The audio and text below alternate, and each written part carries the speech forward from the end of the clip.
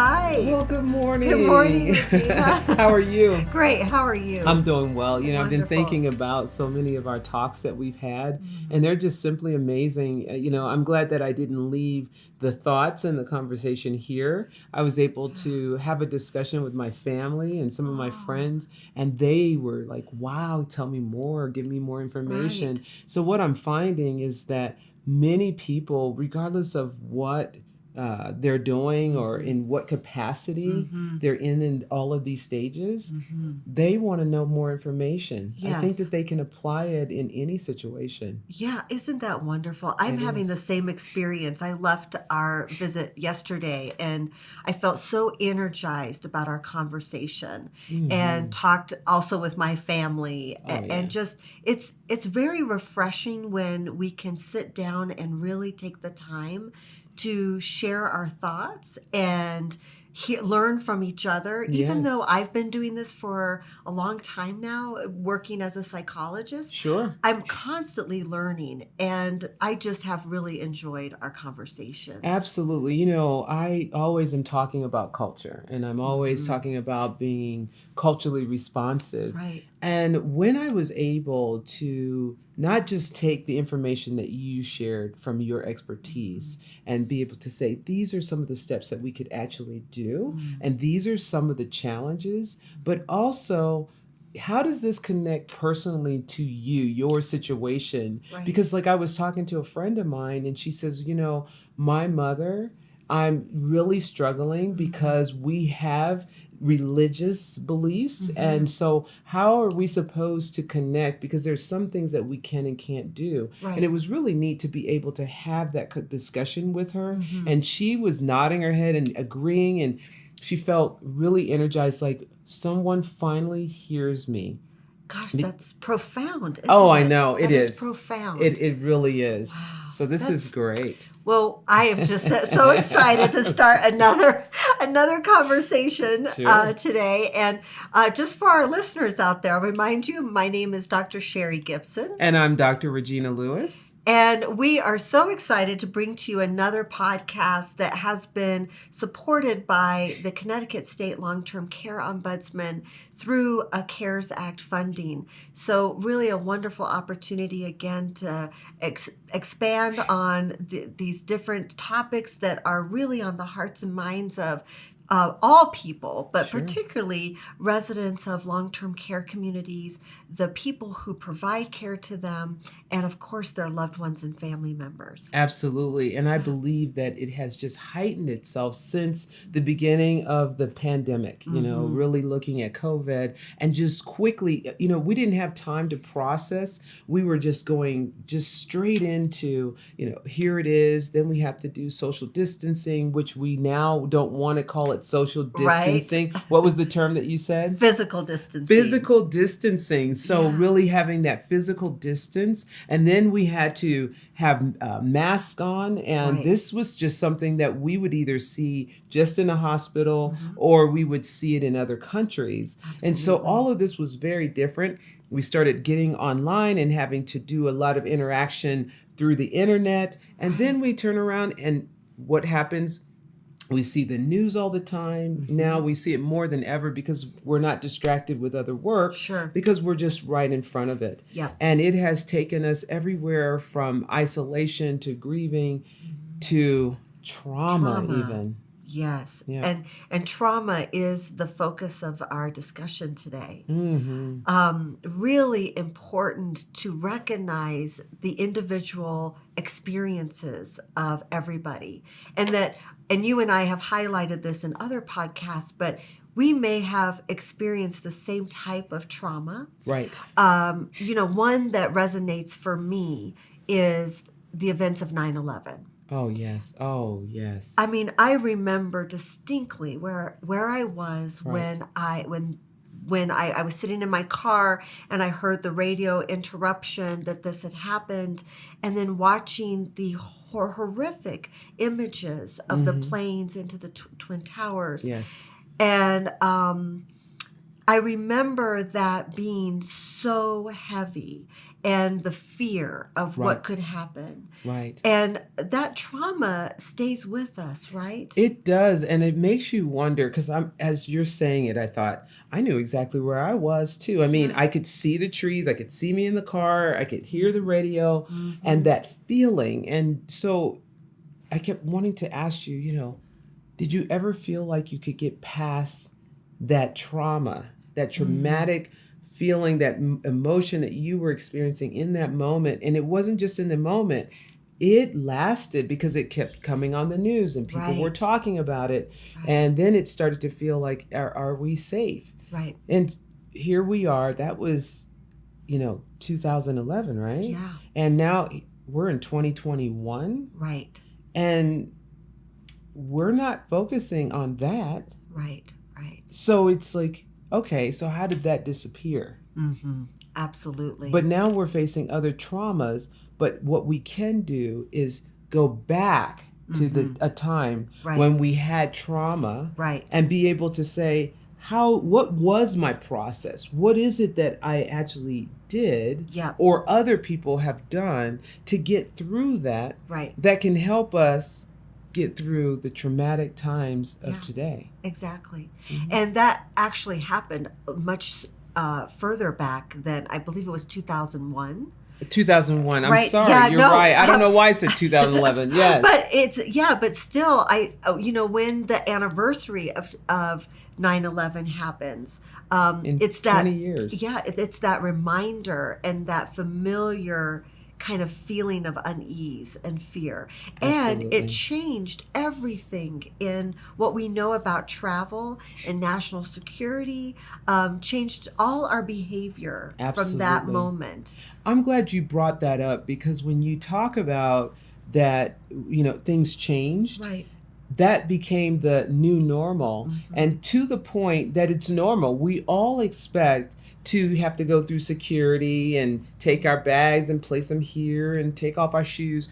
Something that we didn't have to do years prior to that. I Right. remember being able to walk on the plane and sit with my mother until it was time Time for to go. yes, and then walk back off the plane. Right. There's no way you could do that today. No. But it had become so normal that Right. it was no longer the new normal. It was just the way we do things. That's right. And so we're now looking at things that are taking place today Yeah. that we're calling our new normal, that's going to be just part of our normal way of living and being. Exactly. Yeah.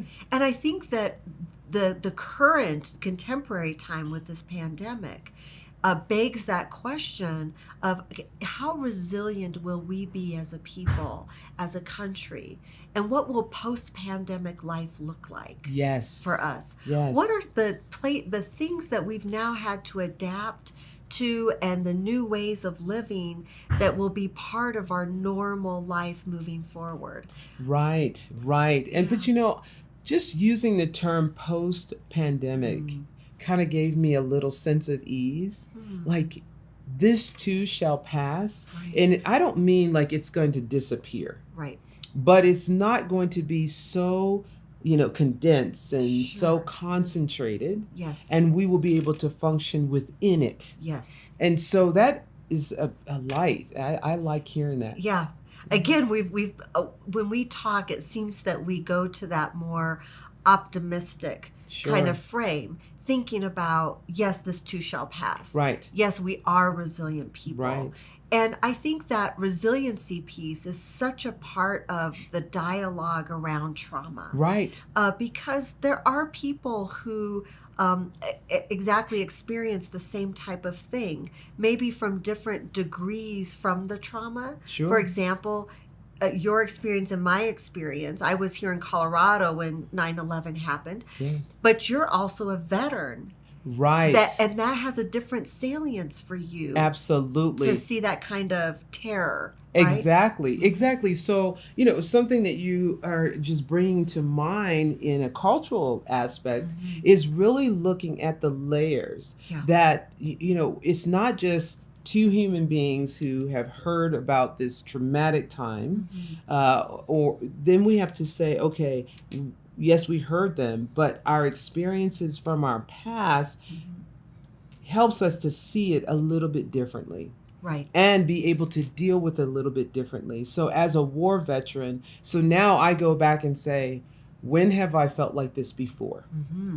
What is it that I can do about it today? Because obviously I survived, I'm okay, I'm Right. here today. So what tools from my toolbox can I pull out and be able to use? Because now what that's doing is it's helping me to bounce back from adversity. That's Yes. basically what resiliency is. And Right. so that's what we use. And so, in that same situation, you were not in war, you were Mm-hmm. not a veteran, Mm-hmm. but there was something that you did to bounce back. Right. Do you remember what you was it self talk? I mean, what did you do? Well, I'm a talker. Yeah, So I process a lot with my closest, my friends, my family. sure, And I sure. think it was about coming together with those people to talk through Oh, the yes. fear, to talk through, what did this mean for us? Also, reading the news, watching the news, reading more about what the government's response was going to be to that Right, trauma. I remember thinking, I felt helpless in a lot of ways during that time because what could we do for the people in New York? right, And so there's this kind of, um, you know, just feeling impotent in right. our ability to do anything, Absolutely. and sitting back and just waiting for whatever's going to happen next. So I think for me, it was really talking about it Right. and not being alone. Yeah. Absolutely, absolutely. Hmm. I know that in one of our other talks, we were talking about being altruistic. Hmm. And during that time, I felt like if I have any strength, then how can I use my strength to help someone who isn't as strong? Right. And to be able to give, think about what you have to give in these times and what you can offer. It could be a conversation, it could be a listening ear, it could be a gift, it could be anything. And Yeah. so just being able to do that, Right. I believe really does help. So, Sherry, when we're thinking about trauma, Hmm. how does this play out today? I mean, here we've dealt with a lot of things in the past year. We're not even a year in yet. It seems like it's been several years, right? Right. But we're almost at a year mark, Hmm. and there's a lot of trauma that has Hmm. taken place. And Yes. so, can you talk about some of those challenges, Yeah, especially in the absolutely. context of our conversation today? Well, absolutely. As you all know, COVID-19 has affected Um, just millions of people, have now killed nearly 500,000 people just in the United States. And although the vaccine is now here and there's that kind of light at the end of the tunnel for a lot of us, there's still a long haul in front of us. Um, and the stressors related to the pandemic right now have had serious mental health effects on sure. many people. And it's quite normal for people to experience the distress related Hmm. Hmm. to mass tragedy as we have seen unfold over the past year. Um, and those losses are both real. So, for example, death of a loved one or Hmm. watching, I remember in the beginning where in long-term care communities, for example, where we saw refrigerator trucks lined up outside of hospitals, outside of long-term care communities where there was no place to put the deceased. And that image has had not only an impact for people who saw it across the country who were not in a hot spot, if you will, but for the people who were on the front lines during that time. Sure. And I've heard, people working in long-term care, direct care service providers who say, I was trained as a certified nursing assistant, a CNA, and now I'm having to do the job also of a coroner. That's And the right. Yes. impact that has on an individual in their work. And so the losses are both real in terms of death, but Hmm. then the losses are also symbolic. The loss that we have experienced of the old normal the loss of not being able to attend important milestones with our family members, the loss of not being able to hug grandchildren or the grandparents or to hold a parent's hand. Yes. The symbolism around missing graduations or July 4th celebrations and all the Right. things that we do as a Right. country and through different cultures Right. throughout our diverse country. Those are symbolic in that. And so those losses are very multifaceted, Absolutely, right? And they the are. response to that is also multifaceted. Absolutely. And it has taken our nation and every individual to be empathetic and understanding to these different, Right. ways of having to mourn, different ways to have to deal with the trauma. Yeah. And so everything that you said, now imagine you're going through that. But layered on top of that, culturally, you're also dealing with other trauma at the exact same time. When I start thinking about how it was televised about George Floyd, this was traumatic for every person who watched it. Anyone who's humane and has a soul Yeah. felt it. Right. But as a person like myself, who's African American, who's looking at this man who is calling out to his mother, I am seeing a reflection of my own son, of my own brother, of my own father, because his skin tone is to my skin tone. Right. So there's another layer of connection. Yes. When we started seeing those children from Mexico being put in cages, Right. although it was traumatic for me, I can't even begin to understand the layer that goes along with that for those who either was going through it personally Right. or those who are reflected in those visuals. It becomes really, really difficult. I even think about this year, not just in terms of race or ethnicity, but also in regions.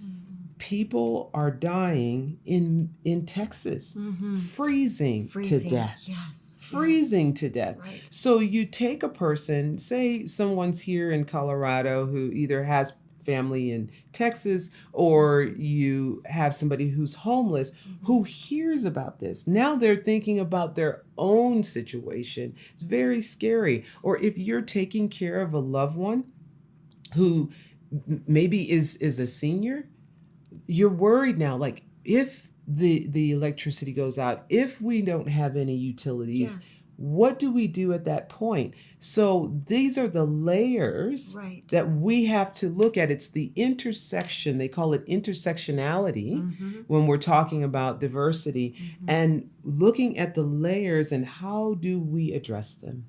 That's a very important point to make. And I'm wondering if you could help us and help me understand it. Another layer of that is what it's like to be a white privileged person Sure. during a time of such social unrest and Right.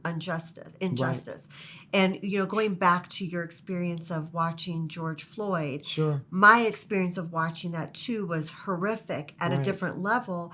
And for me, and I don't know if this is true of a lot of white people, but being the majority, Right. there is this sense of white guilt. Sure. Sure. And maybe you could expand on that because it's traumatic in another way. Right. I feel the trauma of feeling embarrassed, of Right. feeling guilty, Right. of feeling complicit somehow Right. because of my privileged position. Right. And, one thing that we saw around this trauma of George Floyd and so many before him and after and since absolutely. him, Breonna Taylor, I mean, so many other, right? But one of the things that we saw were white people came out to the protests during that time to support Right. and to at least show that we are here. Right. But there was also some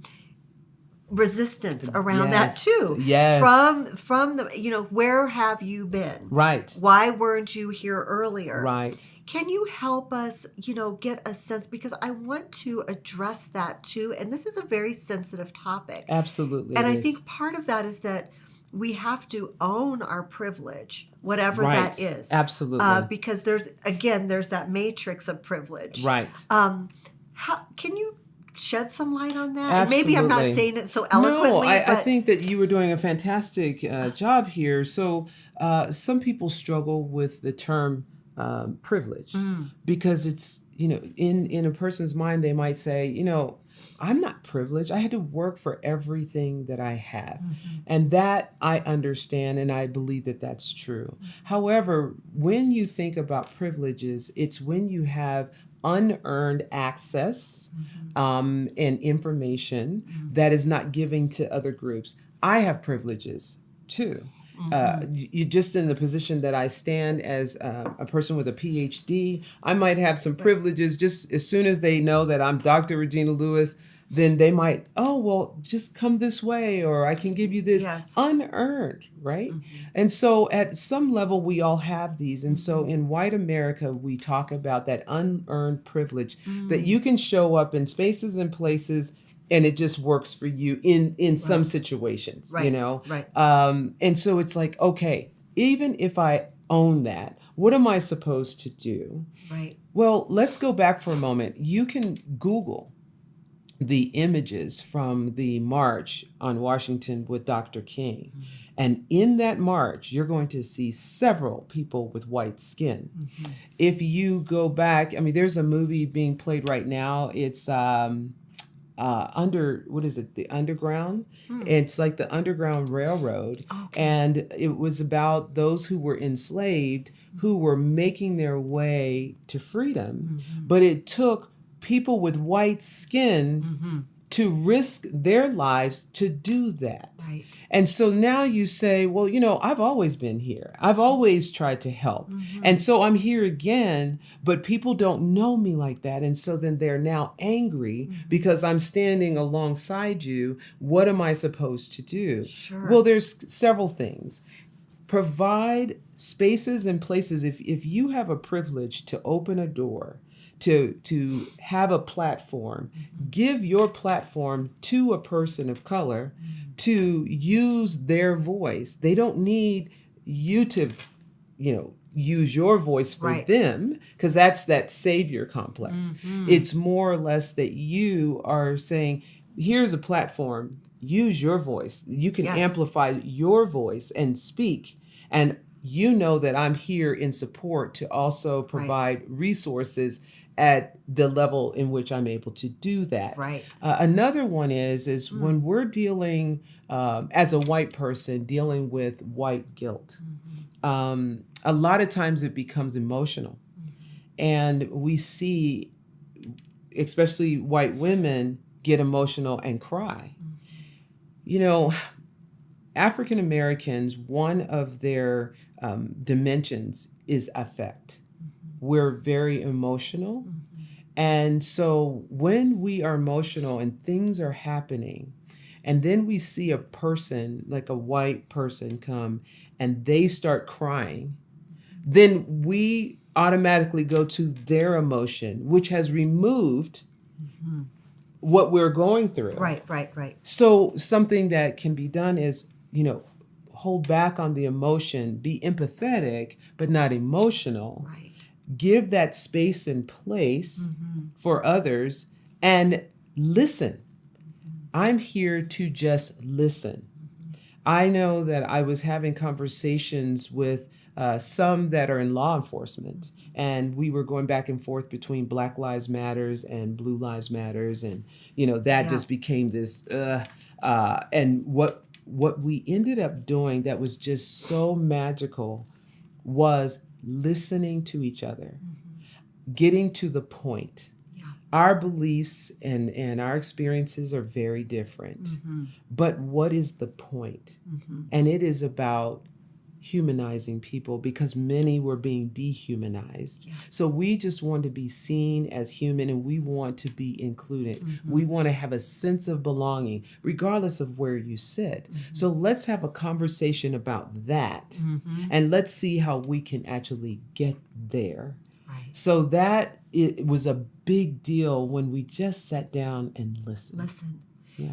That is such a wonderful point. And thank you for explaining and giving all of us some ideas about how we can be supportive Sure. and how we can use what we bring into every interaction Right. to help that further that the voice, Yes. letting people speak and being the listeners. And I think that, this is something that we talk about in trauma, and in when we are in any kind of interaction where there's a power imbalance. Right. So, for example, even in healthcare, a person, who's a healthcare professional walks into a room with a client or a patient or a resident, and there's automatically a power differential. Sure. Because of my role as a provider, I hold the power in that interaction. Mm-hmm. And so one of the things that we can do in those individual interactions, as you said, is we have to stop talking and allow the other person to talk. Right. And it's when we stop talking that the power starts to balance. Absolutely. Right. And I also think that in those situations, you have to make a conscious decision whether or not you are going to be an ally Mm-hmm. or an advocate. Mm-hmm. An ally is going to support you from the back. Mm-hmm. What do you need? An advocate is going to put some skin in the game. They're going to make themselves uncomfortable. They're Right. going to be a part of that. Right. I looked at my ancestry and I found out that the person who had enslaved my great great great great grandmother ended up marrying her. Mm-hmm. And he also opened up his doors as a school to help others to learn to read and write. But he was risking his life to do so. Right. There were many people with white skin that risked their lives, but I can't say that it was all. Mm-hmm. And we've got to get to a place where we come together, because a nation divided will fall. That's right. And these are the United States. That's important. That is so important. Mhm. Well said, Regina. Mhm. I think the other thing I want to talk about briefly is when we're discussing the concept of trauma and the Mhm. experience of trauma of many people, that the Substance Abuse and Mental Health Services Administration has done a lot of work around how do we become trauma-informed citizens. Yes. And by being trauma informed means that we understand that anyone in our interactions, anyone that we interact with, may have a trauma background. Sure. And so we don't need to know exactly what that trauma is, but if we understand that the prevalence of trauma, and particularly, right now during this pandemic, we don't even know what the trauma is going to look like because we're still in the crisis. Yes. And so we have to wait maybe even a year down the road to see how it's going to all shake out. But if we understand the prevalence of trauma, we recognize that trauma impacts people at the individual level, Yes. and that everybody is going to have a unique experience. If we know that and we put that into practice so that we can actively resist the re-traumatization of somebody else. Yes. And this is so important, this point, that last one of re-traumatizing. There are things that we do very benignly that can be interpreted as a threat to somebody else. Yes. Oh, I love that you Yeah. said that. And this is so, I think, such a good point to make within long-term care communities. Before you keep going, I just want Yeah. to say that in culture, we would call that unconscious bias. Oh, right, Yeah, right. yeah. And that the unconscious bias is what re-traumatizes an individual. Absolutely. Yeah, by our actions. Right. Yeah. Right. Unconsciously, we don't know that we're doing it. Right. So, yeah. Right. That's wonderful. I love how these two, psychology Yes. and the cultural responsiveness, Yes. multicultural, that intersectionality Absolutely. happens. Right? That's right. That's wonderful. Yes. In long-term care, there are things that healthcare professionals in their care of residents will do that doesn't feel safe to a resident. Right. And particularly around the quarantining, where, a person can't go into a dining room and have communal dining with their peers, are cut off from maybe the traditional faith services that they receive Sure. in long-term care, and now that has to be done in different ways. We have to be very mindful of the way that we are interacting and talking with people, and the way that we're being with them that might be traumatizing them and re-traumatizing them. What may feel safe to us, that we're protecting somebody, does not feel safe to that person. That's right. I often think about this in situations where an older adult has had traumatic background, and this could have been child abuse that happened early on.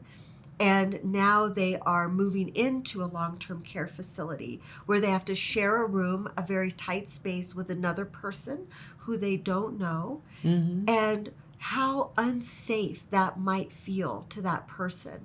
And it's unfortunate because people have all kinds of reactions that might come out in anger, irritability, yelling. Yes.